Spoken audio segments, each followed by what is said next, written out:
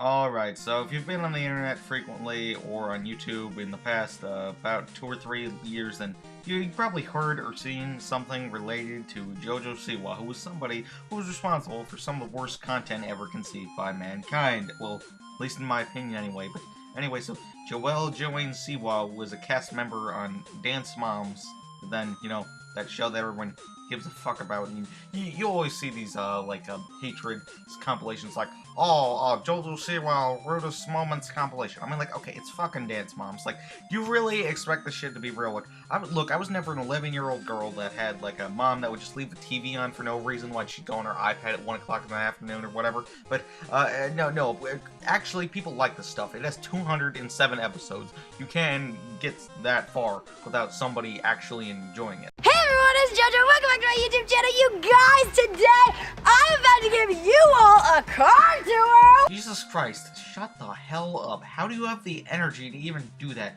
By the way, Dance Mom's got a Kids' Choice Award by Nickelodeon for favorite reality TV show, so that should show you how good of the show this is. But anyway, 3 years ago, JoJo Siwa started doing shit on the internet because, she got really big on Musical.ly, but of course that died. Just that fucking haircut just gives me a headache.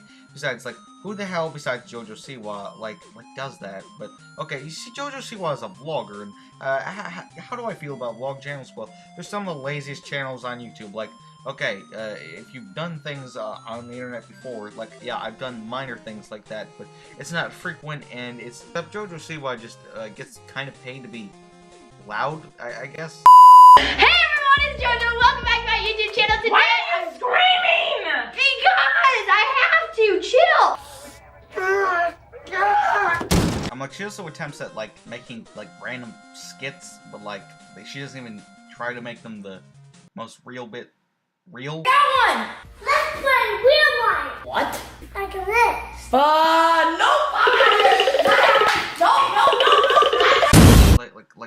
What the actual hell? Is this mini Jake Paul? Is it, a joke? Because I guess the kid looks like Jake Paul, kinda, if he was younger, but, what are you doing? So the parents of mini Jake Paul, he's never gonna get a job in anything.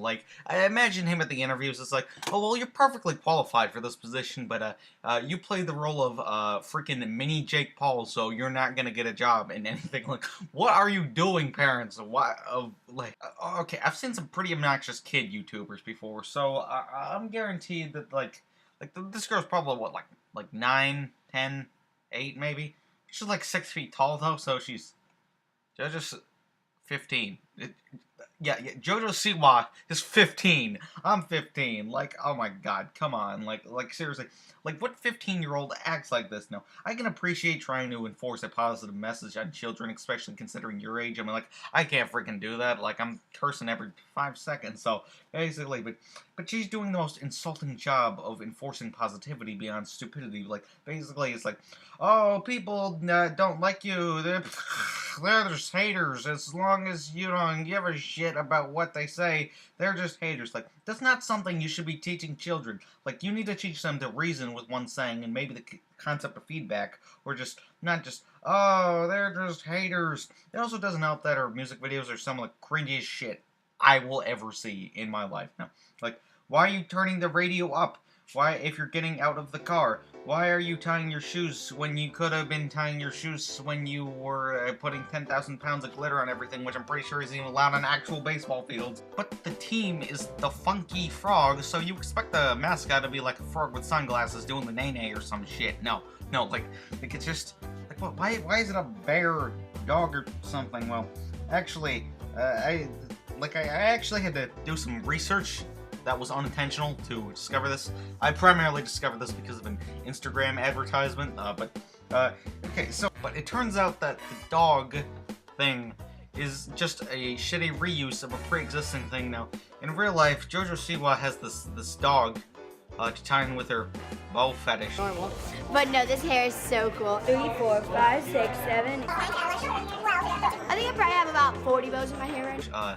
named Bowbow, which is just a fucking stupid name for a dog. And one of the main things I just hate about her image is like, oh my god, you guys, my dog is so freaking cute. Like, okay, I have dogs in real life, and I like to occasionally include them in videos because it's just a fun little reference to my personal life that you don't know about. And so you see, I don't make a big deal. But Nickelodeon is responsible for creating the JoJo and Bowbow show. And Jesus Christ, that title, is it funny because the JoJo and Bowbow show wasn't good enough? Is it funny because JoJo and Bowbow and show rhymes? Like, so let's look at episode 1 of the JoJo and Bowbow show.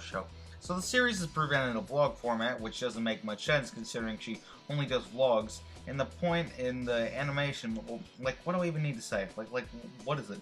It's not stylistic, even it's simplistic, and it's not taking advantage of its limitations. It's doing nothing.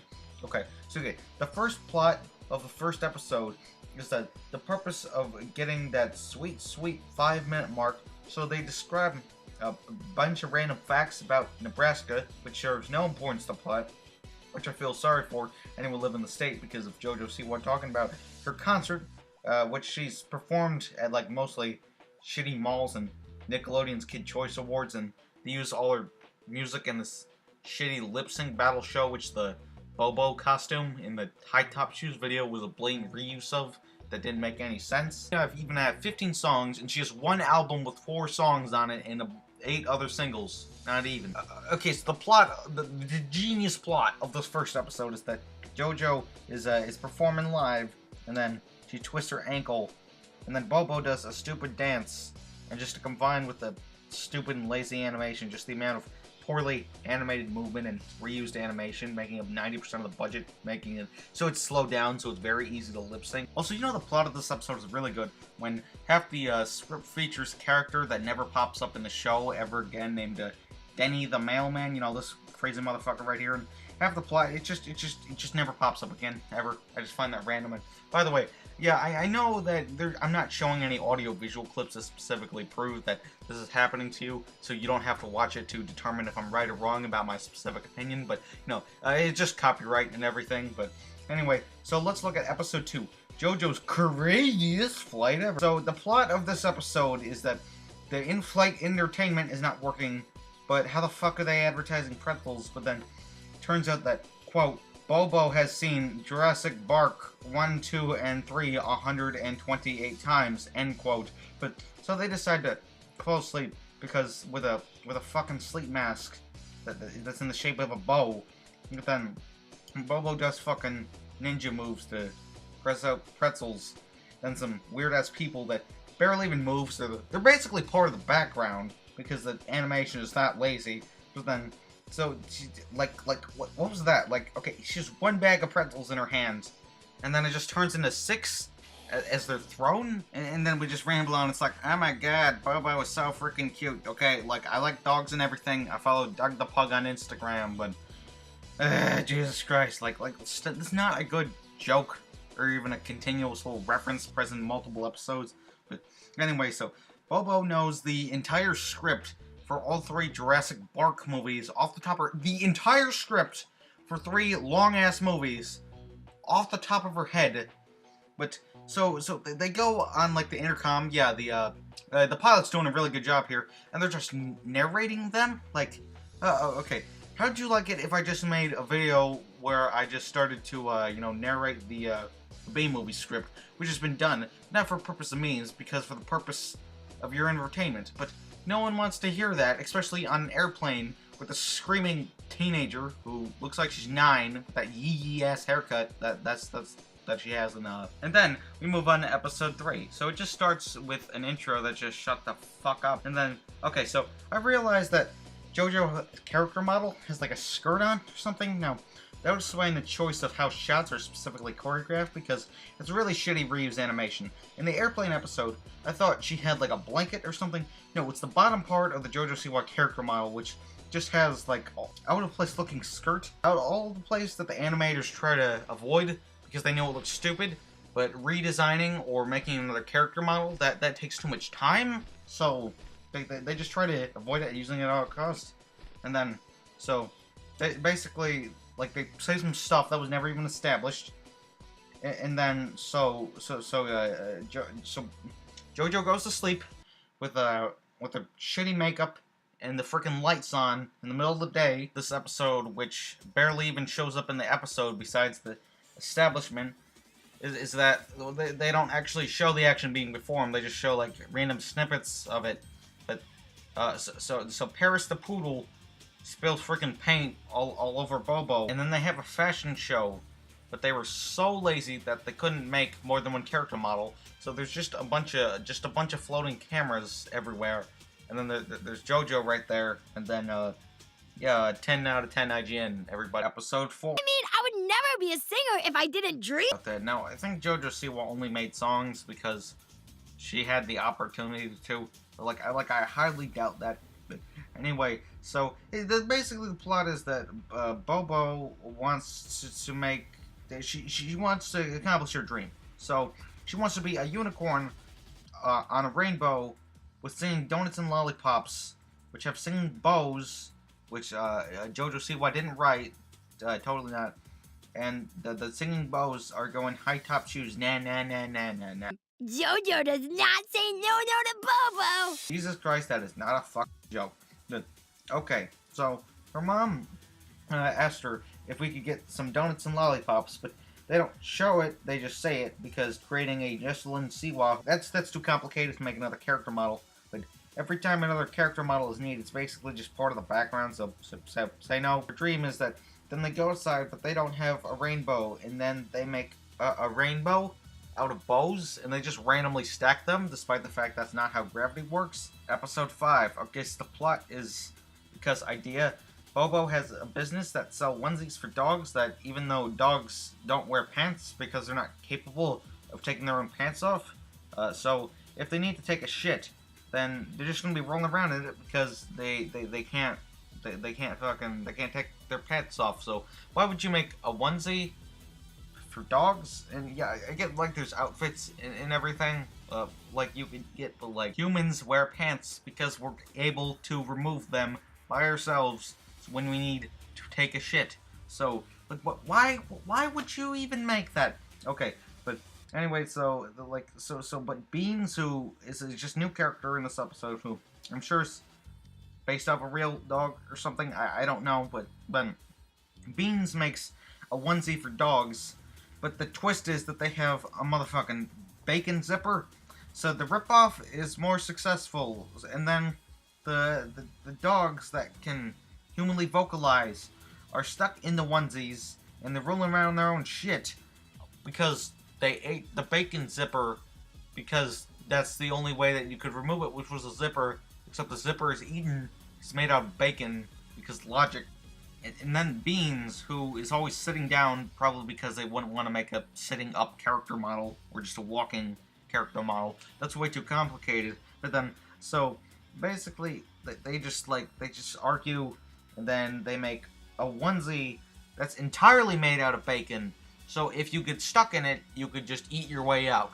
So, yeah, genius idea, you guys. And then, yeah, that's not gonna get any dog sick or whatever from getting entire clothes worth of bacon, but I don't know, but like nothing makes any sense.